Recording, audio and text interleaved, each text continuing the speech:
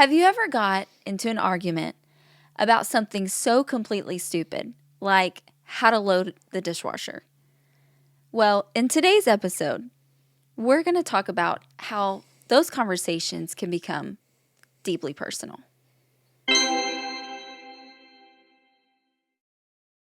Well, today we're back with episode 5 of Yes. Late Night Conversations, and we're glad to be back. Yes. Happy to be back. Happy to be back. And we're talking about a subject that everyone actually wants to know the answer Yes. to. And it's, why is marriage so hard? Yes. Why is marriage so hard? We've seen people repeat that over and over again, just in different areas of life. We've seen Yep. people post about it. And, I mean, it's one of the highest searched questions on the internet. Why is marriage so hard? And we're going to talk about it today. Yeah, we are.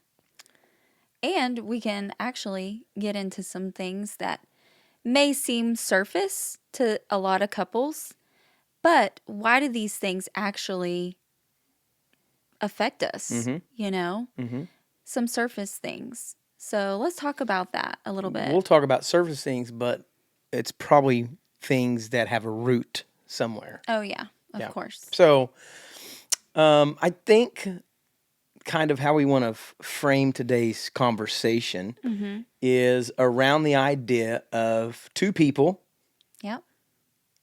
man and his wife, becoming one family. That's right. That's what marriage is, right? That's kind of like what the goal is. And with that, when you have someone coming from one family background, family history, family of origin or origin, I don't know which one it actually is. I don't know either, but Origin sounds really that cool. sounds right. So Origin let's just gonna sounds go like there. you've got some like roots that run like somewhere important, Yes. like monarchy, kings, priests, something. Yes. Origin. So you've got two families of origin coming together. And try to make life happen. Yeah. Trying to make life work. And then you throw in kids, and then it gets even more difficult. Still trying to make life happen. And so there's some things that we learned early on. As we look back, we didn't really know they were happening in the moment. But when you have a 25-year perspective now, you get to look back and kind of see what was going on, what, was happening. And there's some things that we kind of talked about that really kind of marked us early on in our marriage as we're trying to become this new family. Yes, exactly. Like simple things, okay? So what was normal growing up in our households? Because you're from a different background than I was brought up in. And so let's talk about that and what that looked like just a little bit. Yeah. So my family history is kind of a traditional family. My dad worked and my mom stayed home to take care of the kids and raise the kids. And so there was this part of my story that is unique, and it's this. Yeah. The house was always clean. Shout out to my mom. The house was always clean. Yeah. I really don't know. I mean, unless I But can't your mom remember. stayed home, right? She stayed home. Yeah. She did not work at all. She stayed home. That was her job. Her job was to be a homemaker. I mean, that's a word that people don't use anymore, really, for many reasons. Financially, probably is one of the biggest reasons. But that was the era that I came from. That was my kind of, thing that I'm bringing into our marriage. And so simple things like cleaning the house and laundry and dishes. And so the way I was brought up in my home, my mom was a single mom, raising 3 kids on her own. And things were just a little bit more difficult, in our home and the way we had to navigate the cleaning days. Yeah. It was a lot easier for our family to all clean on one day. Typically, that was Saturday. Yeah, I that remember. was Saturday cleanup day. When we were dating, I Yep. couldn't call you on Saturday mornings because sometimes we'd start talking and you would say, I have to I go. gotta clean. I gotta clean. Yep. And, I remember even times where, the lawnmower, I would be trying to sleep in as a teenager, and I could hear my mom outside Yep. the window mowing the Mowing the lawn. yard. So the Saturdays typically for us was Home everybody. homemaking day. Yes, and everybody was invited. It was a cleaning party, and everybody was invited. And so that's how I grew up. And so when we got married, well, as you can see, that dynamic probably didn't go very well in the first, 3 years, I would say. First, First 1 to 2 years maybe of us being married. It Yeah. was just it was very different. And it's your rhythm and your routine because your mom worked also, Mm-hmm. and she drove to Dallas, and so there wasn't a whole lot of time to do that, and y'all were kids, and you weren't going to do it unless Mm-hmm. And you were we know forced how to. kids clean. They don't. So it was like, okay, Saturdays are the day we clean. So it's Yeah. not that it never got cleaned. It was just a different routine. Yeah. And so I remember, so the shock is on my end because I'm expecting you to be my mom. Yeah. And props to my mom. I mean, she did most of the cleaning most of the time. I mean, let's be honest, when we were kids, you don't help that much. it was a cleaning party and we were all invited, but let's be honest, when you ask we have teenagers even still Yep. today, and when you invite them to clean, it might be a couple of days before they even actually do it. Mm-hmm. So I was used to my mom even being the one that cleaned, the one that cooked, the one that worked, the one that, shuttled us around town. I mean, and she did all of these things on her own. And so even when we got married, it was so different because I was like, wait, hold on. Now she's not doing that for you either. Yeah, so I'm responsible for this. You know what I'm saying? Yeah. And like so those two different dynamics. It was tough for me, I think, at first. Well, yeah. I remember the most shocking thing for me was a pile of clothes. Yeah. Something as simple as that. I mean, maybe you're out there and you're like, what's wrong with a pile of clothes? I didn't know what it looked like. Yeah. I had no frame of reference for a pile of clothes. And so it doesn't matter how big the pile was. Like, Yeah.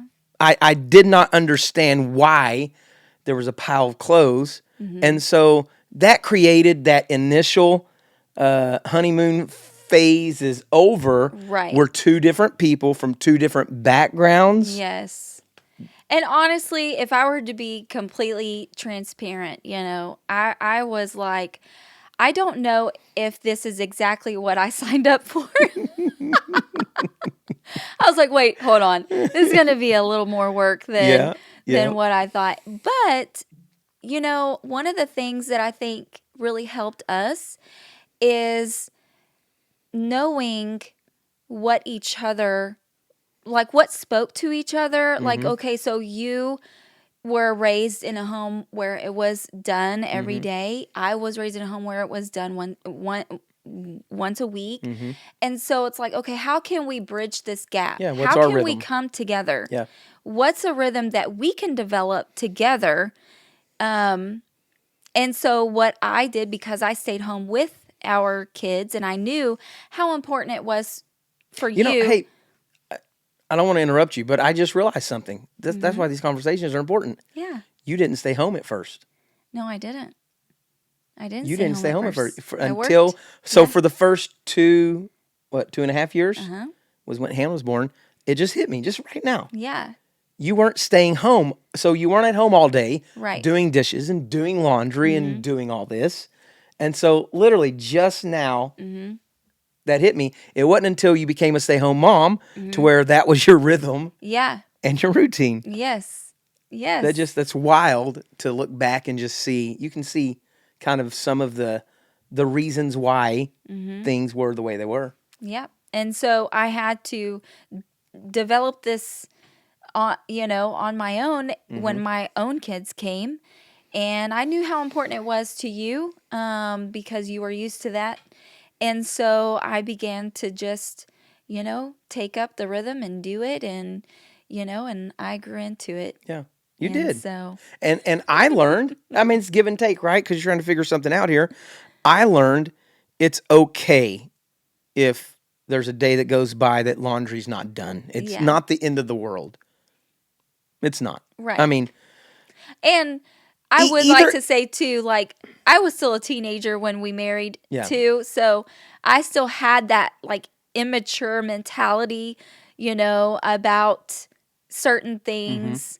And so it took me a little bit to adjust to this new kind of rhythm and new way, to do things, and to know that, there's responsibilities that I don't want to say the word required, that were required of me, but like, yes, like I felt like that was. Well, you didn't marry a rich guy, right. So wasn't no maid coming in to doing the laundry. That was, something that I just, I had to develop over time, and with maturity, that all comes too. So I'm thinking of another moment that was shocking for me. They're gonna laugh at this. Okay, what? We're gonna laugh at it. I remember the first time I saw you cooking eggs. Mm-hmm. And I remember coming in to the kitchen, and my new wife is cooking me eggs. She's going to make me breakfast. And I watched my wife cook scrambled eggs in a way that it was shocking. It blew my mind because you took the eggs, you cracked them, and then one by one put them in the skillet, scrambled them up in the skillet, and made me scrambled eggs. Correct. And I remember thinking, that's not how you make scrambled eggs. Because in my house, my mom took eggs, put them in a bowl, scrambled them in the bowl, then put them in the skillet. Right. Well, I mean, honestly, I don't remember how my mom did it, but I That's mean, the way I you guess chose to do it. I mean, that's the way I chose to do it. And mind you, I didn't even know how to cook when we got married either. So, there was a lot of things that I had to learn on the fly. And, I remember chicken voila. We did that forever. Yep. Hamburger helper. In the bag. Like, that's so disgusting. I'm sorry. But, I mean, if you eat chicken voila, like, that's... Hey, whatever floats that's your boat. your preference. But whatever floats your boat. Again, with, growing up and realizing. But yes, I remember that when you were like looking at me like, what are you doing? And I was like, I'm scrambling eggs. And so you weren't used to that, which was different. And here's the thing. The end result's exactly the same. Oh, and let me tell you, yes, I was going to say, I still scramble my eggs that way. So like there's give and take on some things, but then some things you're just like, okay, well, I'm sorry. I'm gonna still do it. End results the same. Those are just a couple things. Those are so minute. Okay, there's one more. I think we should share this one more thing. Yeah. Because we're talking about how when a couple comes together, they're creating a new normal. Yes. They're creating a rhythm for their family. And so it's probably wrong for it to just be a mirror of one of the others. Although there are things that you're going to bring in, good, bad, and everywhere in between from both families. And you're trying to work this thing out because the goal is to create your family. Correct. And so I remember we didn't have to have this conversation until we had kids.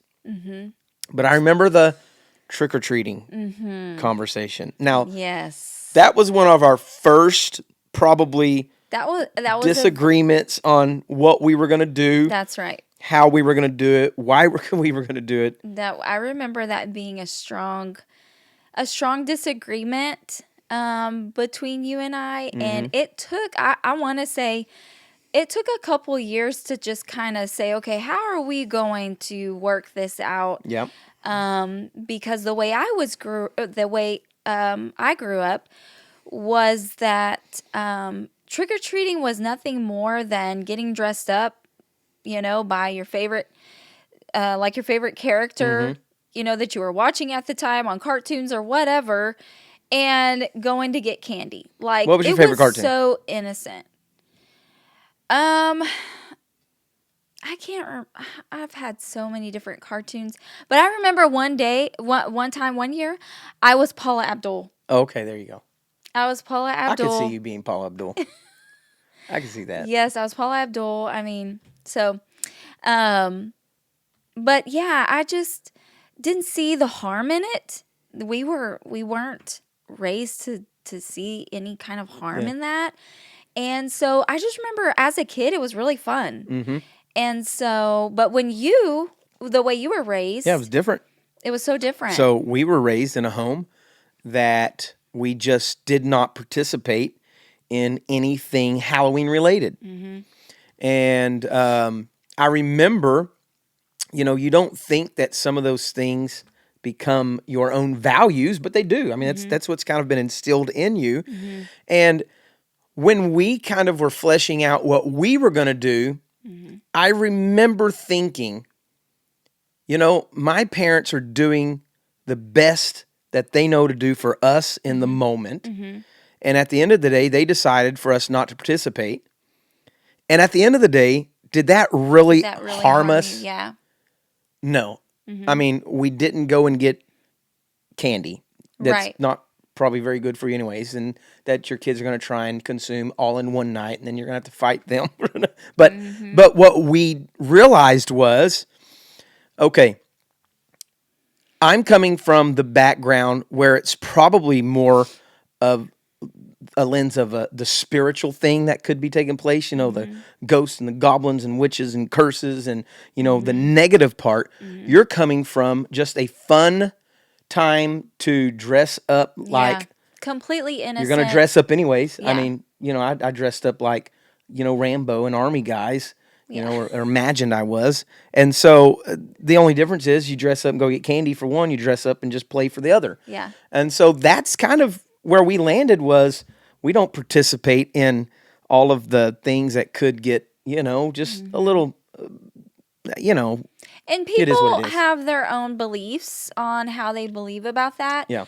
But I think we ended up closing the gap by thinking, okay, if our son is going to get a Spider-Man costume for his birthday, and he's going to wear it around the house and, think that he's Spider-Man, when he's 3 or 4 years old, then what is the difference between doing that and going to get candy? I couldn't see the harm in them being able to do that. And so we kind of just closed the gap on that. Mm-hmm. But I remember you had a big problem with Santa as well. Mm-hmm. And so talk a little bit about that. Again, I mean, it's just a difference in how you're being raised. I hope there's no kids watching this at this moment. But, we were raised where not that Santa was evil or bad. Yeah. But it was just untrue. It's made up. And so why the conversation, I might have asked my mom maybe years later, and it was more along the conversation of why lie to your kids, when they're going to find out anyways, that this imaginary person is not real. And so when we started down that thing, it's the same thing, Was it wrong the way I was raised? Well, no, I mean, because that is the truth. Mm-hmm. But on the other hand, when I realized kids use their imagination anyways, they have imaginary friends, they fight imaginary battles, it's just kids getting to use their imagination once again. And we never, I think where we landed on that was we never got to the point to where we are taking the traditional, cultural celebration further than we do the faith birth of Right. Christ. Yes. We made sure our kids knew this is what Christmas is Absolutely. about. Yes. This is what we're celebrating. Yes. And at the end of the day, when the kids found out Santa wasn't real, we didn't even have to tell them. I mean, They figured it honestly, out on their own. and again, I mean, there's so much innocence to it. I grew up with, you know, thinking that Santa, brought you presents or whatever, and I wanted my kids to experience that because it was just fun as a child. Like, it's fun, and so, but like you said, the way we closed the gap was, Jesus obviously That's the reason. is the reason. Yeah. He's first in our life, and our kids throughout the rest of the year outside of Christmas, they knew that. But especially on Christmas, obviously. Santa was just a little thing that you just threw in there, Santa's not little. In fact, I remember one of the things as the kids got older is I got so mad. Yeah. Okay, here's what we did. I remember this. When they were younger, with the first two probably, it's like Santa brought all the gifts, right? Because we're all into the whole imagination Yes. of everything. Yeah. And then one day I put my foot down. I did. I put my foot down. You did. And I said, Santa Is not going to get the credit is for not. what I provided. Yes, right. No, Santa gets to bring one gift, and Daddy got the other gift. Yes, exactly. And we still do that to this day. And we still do that because that was a good compromise. Yeah, it still makes it fun. Yes, I saw through your lens what you were, saying, and I totally agree with that, So I think overall, the overarching thing that we're just trying to say right now is just sometimes you just got to learn how to bend. You have to learn how to bend. You have to learn what battles, like what hill are you going to die on, And so with those things, they're major conversations in maybe some people's, worlds, but I think overall you just learn how to bend with those. And the other thing that I wanted to say is, although those are kind of like surface topics, we do realize that there might be some deeper issues, that take place. Right.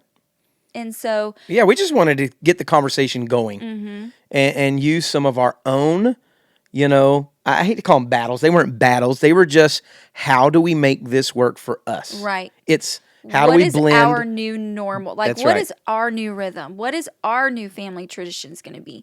And just because this is the way you were brought up doesn't mean you have to continue the thing. You can create something new. You can do something new with your family. Yeah.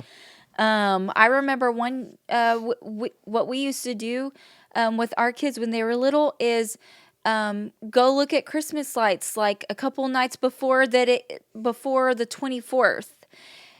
Now, that was a rhythm that we had created that was new for both of us. We actually stopped doing that, though, because it was driving us insane. You want to know why we stopped doing it? You know what? This is a marriage podcast, but we're going to give you some parenting advice right now. Oh, my goodness. We have 4 kids. And at the time, we had a Suburban, I think, is when we started it. Yes. And so imagine mom and dad in the front, oldest 2 kids right behind you, and youngest kids in the back. So this limousine is coming down. And we would drive to Highland Park to drive through their thing. And it got to the point to where the kids were fighting over the little fun things we would make for them to do. Like, what is that thing? So I created a scavenger hunt. Scavenger hunt, yeah. For the kids, like a light, scavenger hunt. And I gave them all the papers before we left the house. I gave them all pencils. And so I created a game out of it. Yeah. I was like, this is going to be fun, And let me tell you, it was not that enjoyable for me. Like and you know what? We kept putting ourselves over and over again. Over every We're gonna do year. this. We're gonna do it again. knowing that this outcome was Yeah, going to be a disaster. The tradition ended. It had to end. It had to come to an end for we our were finally sanity. like, hey guys, let's just pause on this and let's wait till you guys get a little older because you're way too competitive right now. Yep. So yeah. But it's just fun. Yeah. Just new rhythms. Find something that you can create with your family. Right. And find a compromise on the things that your husband or your wife, grew up with. Okay, well, is this something that we want to continue? Mm-hmm. And maybe we do want to continue it, but different. Yeah. So just some. And I think the word compromise, is a good word to use because and you said bend earlier. Mm-hmm. It's just like, okay, where can we both bend? Mm-hmm. Don't break the mic. Where can we both bend to create this new culture? It's not going to look 100% like anyone's family of origin. It's not, because it's supposed to be something brand new. Mm-hmm. In fact, since we are pastors, Mm-hmm. and we believe that marriage is founded on Scripture. Yes. And God created an ordained marriage, and it's holy and it's special. Mm-hmm. What the first thing God mentions about marriage is that the man and the woman are creating their own family. It says, the man shall leave his mother and father. This is in Genesis. And shall be united to his wife. And the King James Version says, leave and cleave. That's right. And a lot of times we get stuck with, some ties. I mean, you'll always be tied to your family of origin. I mean, it's where you came from. Yeah. But you're creating something new. Mm-hmm. You're creating a new. Every single child that comes out of that home is creating something new, and in that newness, you don't have to do things just because they've always been your done. parents did them. And good or bad. I mean, some bad things, you don't need to repeat the bad patterns, but some good things, maybe they're just not for this new family. And so I think one of the big takeaways, as we're kind of landing the plane on this episode number 5, by the way, right? Yeah. Episode number 5. Yeah. I think one of the big takeaways is you've got to really separate yourself, each of you, from your family of origin, and find out what is your family. It's by nature, there's things in you that it's going to look similar. But you're creating something new that matches both families of origin. Yes. Which is going to be different. And so I think the big takeaway is we're not seeing who's going to win some battle. The battle wasn't, are we trick-or-treating or not? Right. That wasn't the battle. The battle was simply, what is our family going to look like? According to the values that have been instilled with us. And I came to the realization that in the trick-or-treating thing, it sounds so, minute, but in that thing that, my kids have never participated. They've never dressed up like ghosts or goblins or demons or, witches or, the devil or nothing crazy like that. So there's absolutely not a single ounce. We've never taken them to haunted houses or anything like that. Yeah. We don't watch, spooky movies and stuff like that. We decided that's not who we are. It's okay to dress up in a costume and go get some candy and have fun together. Yeah. And so it still honored my family of origin while honoring yours also. Yeah. Yep. And I think that's what we're talking about is 30 minutes because we just started talking. Shoot. Okay, I said that's what we're talking about. Well, let's end on that then. That's what we're talking about. Right? Yeah. I got to say that again. Ready? That's what we're talking about. We're talking about how we create this healthy, new picture of a family. Yeah. That honors both families, both values, but becomes something new entirely in and of itself. And, that's something that you're going to have to work on. Yep. Why is marriage hard? because you're taking two people from two different backgrounds. That's right. Two different cultures at times. You know, I mean, we don't talk about that, the difference in just different cultures coming together. Two different just histories, two different ways of thinking, two different ways of, you know, celebrating different things like we talked about. Two different ways of handling conflict. Handling money, money, yeah. You know, I mean, there's just so much to it. And so the beauty in it is creating something new. Creating something new. Yep. And really working together with that, because the object is you don't want to offend each other. This is not about, you know, saying, well, this is the way I was brought up, right, so I feel like we need to do it like this. And then the other person saying, well, this is the way I was brought up, so I feel that's not a healthy conversation. And that's not what we're talking about, you know. That's just... We're blending. Yes. It's just we're flowing together. We're learning how to flow together in a healthy manner. That's right. So. If this episode helped you out, do us a favor. Like the video. Share it. Comment. Let us know, you know. Let us know something. Maybe you got a funny story, too, about how your relationship came together. And subscribe. We want you to subscribe so you can stay tuned and get all of the latest episodes and things that we've got coming out every single week. Until then, I'm Caleb Knight, my co-host. Stephanie Knight. We are Late Night Conversations. We had a good time. Yeah. See you next time.